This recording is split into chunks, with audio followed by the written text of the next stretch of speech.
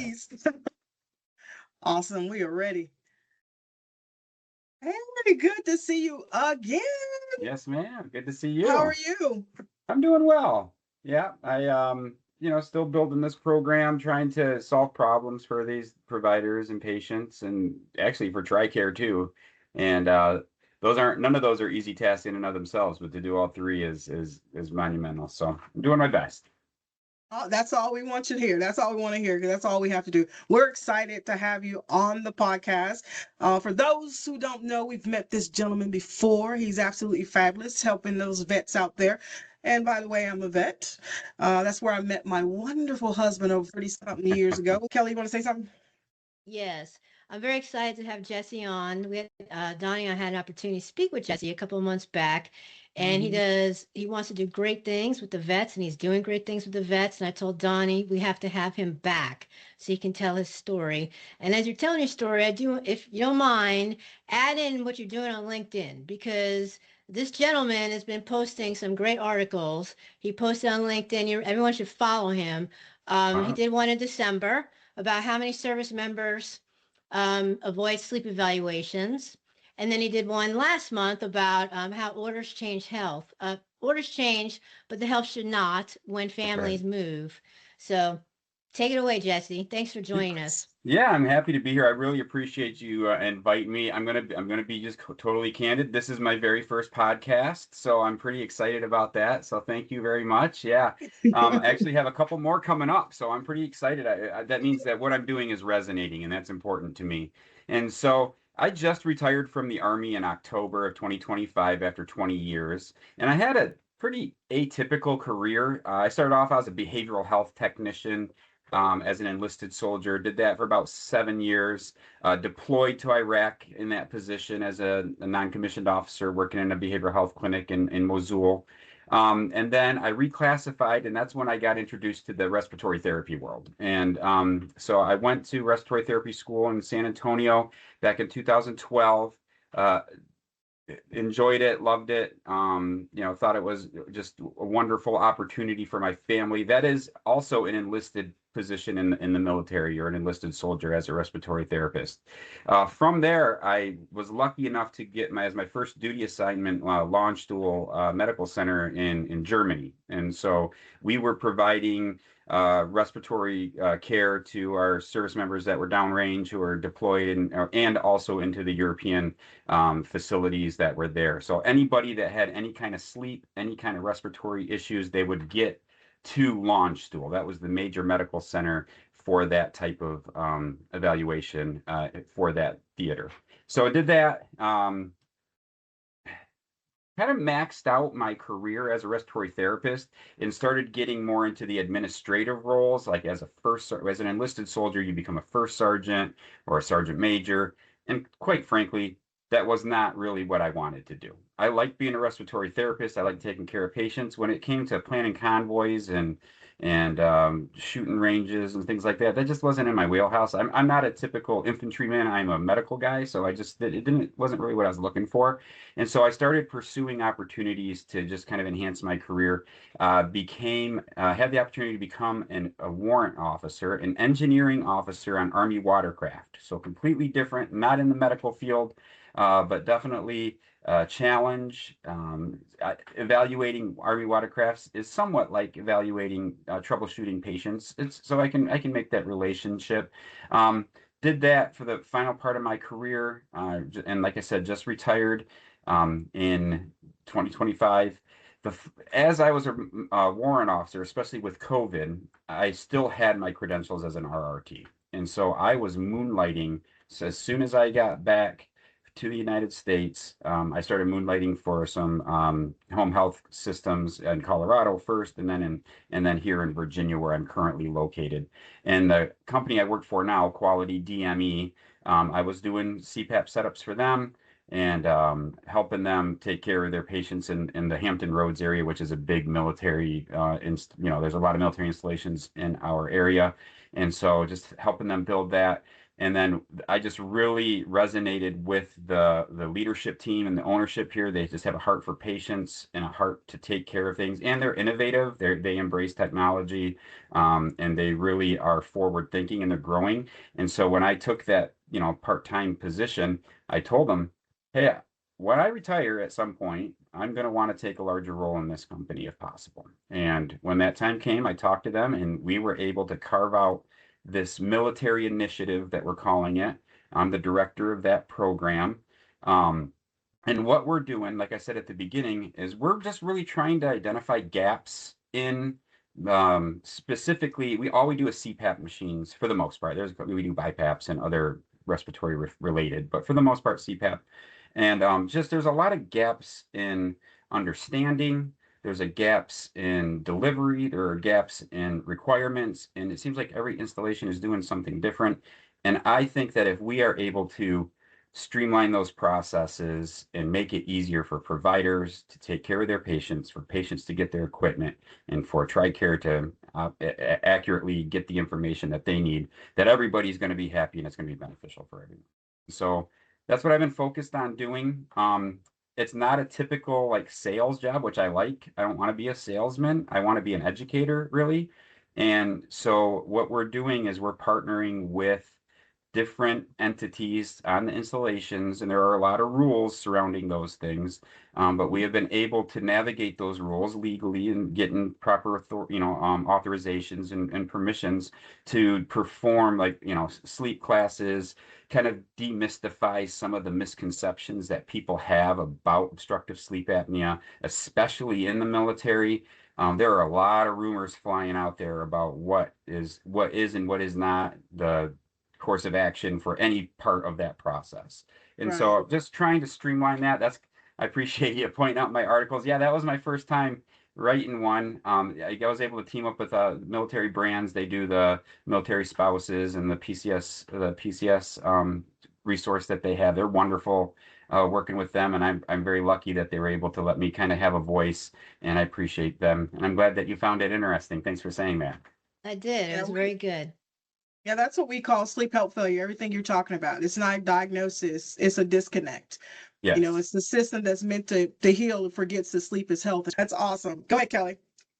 So I know you're working with the VA, trying to get things going in the hospital with trying to get them to screen. How's that coming along?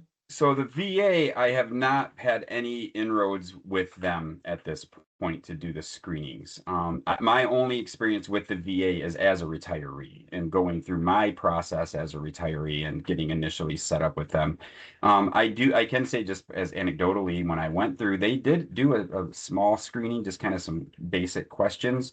But ultimately, I want to get it to reinforce what I know you ladies are doing, where this sleep screening is like a frontline assessment that you're doing to almost all your patients, to just basically reduce the number of the comorbidities and maybe fully address some of these things that people have while they're in the hospital that frankly go ignored because they don't even screen or think about it. They just look at the symptoms that they're having and try to fix those, instead of looking at the long-term health and the underlying comorbidities that might be influencing that.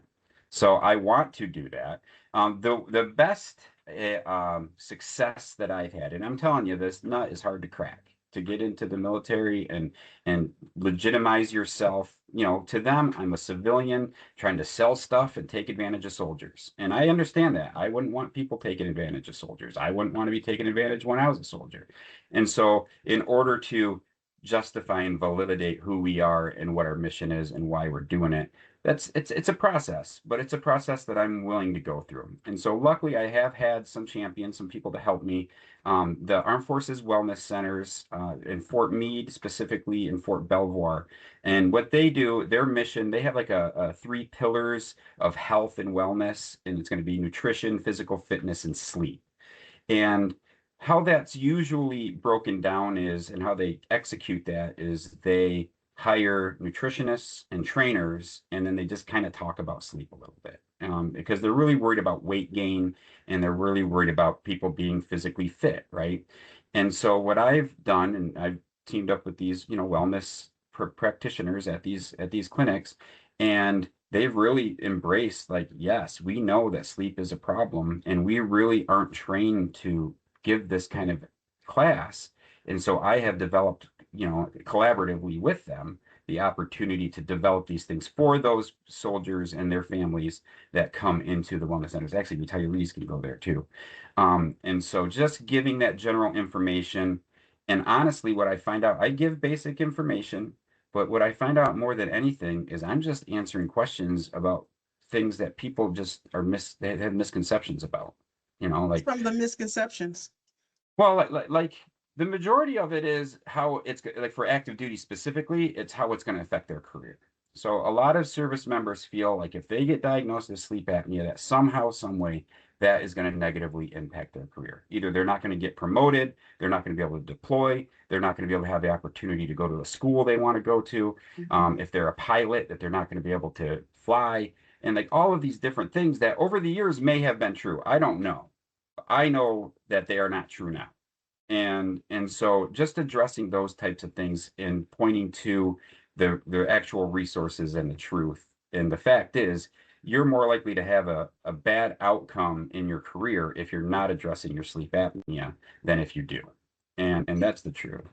Do you mind giving us some of those resources in case someone listens, and any I resources can that you link have? to it. I mean, I'm not gonna be able to rattle them off my head. I'm sorry. But I That's fine. definitely can link to it. I can definitely point to my article that I wrote. It has all of those. The first one. But yeah, but that's what I find that I'm doing a lot. But also it's crazy because, a lot of the clinics, like in the absence of clarity, I think people make up rules. And I have heard the most random requirements that clinical staff, just like front desk staff, tells their patients if they think that they have sleep apnea. Like, oh, if you get sleep apnea, if you don't, if you aren't consistent with your treatment, you're going to get kicked out of the army. I've heard like a staff person say that to a soldier. And I was like, why would anybody ever get treated if they're worried that if they're not compliant for some reason, they're going to get kicked out? Like, why would anybody want that treatment? And so just clinical education through lunch and learns, through staff, education, streamlining the process. There's a lot of back and forth that goes through from the clinics to the providers to TRICARE and to us as a medical equipment company, trying to streamline those processes. But yeah, it's been a wonderful, we're just starting. I've had 2 classes, I think, so far. I'm just getting started in October, so it's rolling, but it's rolling slow, but it's building momentum. But it's been enlightening, and I'm learning as I go, and trying to tailor it, being dynamic so I can adjust as on the fly. And that's the basic, sleep hygiene type of, activities, making sure that, because it's just inevitable. If you're in the military, you're going to pull a 24-hour duty. When you're up, you have to be up all the time. That's going to create your, your circadian rhythm disconnect, right? And so you're going to start having those types of problems. In the hospital, like, you rotate shifts, and so you get all messed up doing that. And so there are, basic sleep hygiene things that we train like at the wellness center. Honestly, that is kind of the extent of what they would do. They would do the behavioral and kind of environmental things. And those are all, like you all know, those are all very useful, especially if you do them. And so what we find with a lot of young soldiers, and what I say at my class is, this is all good. If you're having problems with sleep, right? Because people are like, I have problems with sleep, and they just, they don't really know what it is. And well, yeah, if you're pounding monsters until 2 in the morning and you're playing Xbox and you're having, you're staying up drinking all night, you're not having problems with sleep. You're having problems with your lifestyle. And so you need to address those things first. If you do all of these things that we're training you on, and you're still having these issues after a period of time, then yeah, you're having problems with sleep. And that's when you need to get the assistance of a sleep provider, a pulmonologist, a sleep doc, even me, a respiratory therapist, but a trained one, right? And so that is the extent of how I think most of that stuff is, to be, from my perspective, pretty common sense. In the military anyway, we talk about that kind of stuff all the time. The $1 million question is, are you going to do it?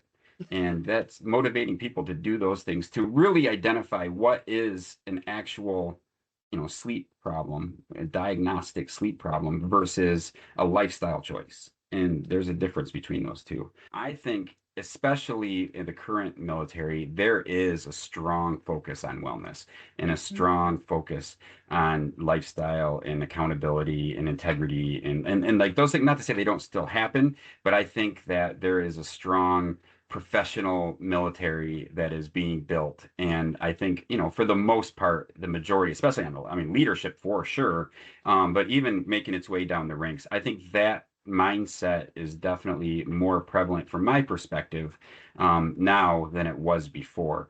Now, it might not be as rigid and it might not look like it was 20 years ago when I came in, and that's what all these are old hats, what you say, ma'am, you'll say, when I came in, it was so much harder and we were so much more rigid. And that's probably true, but you guys weren't talking about wellness and you guys weren't talking about your quality of life and your work-life balance and your spiritual aspects and your family. You weren't talking about that stuff. You're talking about, do 50 push-ups and make sure that you have your gig line straight, which is all good too. I'm not trying to discount that, but I think with this shift in wellness, those messages are being received. It's a more receptive audience to these really important things. So I like that. I am encouraged by the fact that there is a focus on wellness and there is an embrace of overall quality of life and health. And I think that's important. And I really think that, there is a receptive audience. There is some um, motivation from leadership and from the key decision makers to actually have this long-term health be a priority. And I think they're really starting to see that investment in long-term health actually saves money over the long term for even as you get into the VA or as you retire, or even just as a person in the that used to serve and on the street, that's working as a civilian. Like, I think if you focus on that long-term health, it pays dividends, that actually saves money in the long run. So I do have some veterans, some of them are wearing CPAP, others stop because they can't tolerate the mask. Aware of the other options because a lot of them don't seem like they know. Yeah, so obviously it depends on your experience and who you talk to, right? And so that is kind of the gap that I'm trying to fill. And so in developing those systems, that once I figure it out how to get everybody informed that needs to be informed on the right ways, then I can just pick that thing up and take it to another place and do it there too, and that's kind of what I want to do. I'm trying to position the Quality DME, the military initiative, to have those answers and to have the staff that's trained and educated, because a lot of people aren't. And so, in order to do it, you got to figure out what all those things are and what works best. And that's what we're really doing right now. And so we're getting there. But yeah, that is my intent and that's my hope. And I think it's going to be, successful because I really think there is a need for it. Is there any? I'm gonna ask this one thing question, Kelly. Are there where if they were interested in getting Inspire, is there any place that they can go to get the information or the oral device? Yeah, absolutely. So Inspire, no matter where you're at, you can go to the inspire.com, website, the Inspire website, just Google it, and you can put in your zip code and it'll pull up a whole list of providers that are in your area that are Inspire providers. And then you can reach out to them. Now, if they take TRICARE or not, that's going to be case specific, right? But you can reach out to them. I don't know if they have a resource that says TRICARE. TRICARE's portal, in some cases, if you go in as a service member, you go into the TRICARE portal on Humana East. I can't speak for Humana West because I don't use that one specifically. Okay. But on Humana East, if you go in there and you put the thing that you're looking for in the provider search, I'm not sure if Inspire is in there yet. I know that we are in there as a DME provider, but that would be another way, and I'd take a while before Inspire is in the TRICARE system. But I would say the easiest thing, go to the Inspire website, search your zip code, and then you're going to just have to manually call or reach out to those clinics that are listed. Okay, awesome. Well, with time's pretty much up. I'm sorry. No, this was a great conversation. I love your passion. I wish you all the best with the wellness because I know when you get it up to where you want it to be, I can totally see you grow that.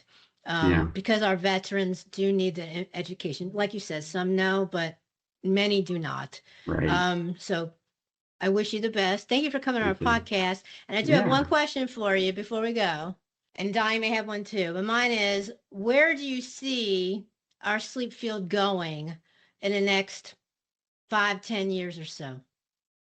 Well, I would say that it's going to be a lot more streamlined. It's going to be a lot more efficient. We have a lot of technology that can do a lot of things that right now just take to excessive amount of time. I think home sleep tests are going to be a lot more prevalent, maybe as initial screening tools to maybe how I see it in the military anyway. So, case example, um, Portsmouth Naval Hospital, let's just say they roughly get 900 sleep studies a month, right? Referred to them by their providers in the region. Okay, they can't handle 900 a month. So they'll do however many, about half, probably 450 or so. And then they'll refer the other ones on to the civilian sleep clinics and they'll just do a home sleep test. Well, I think that's burdensome and and the patients take a long time waiting and figuring out that whole process, right?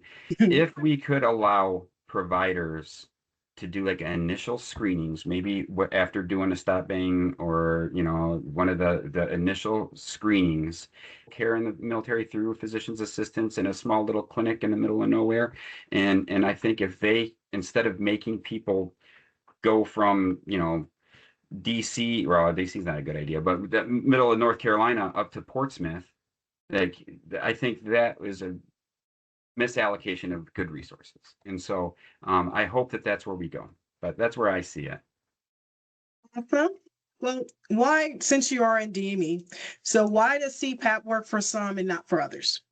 Well, I think a lot of it comes with education. I think if there's a big intimidation factor with CPAP.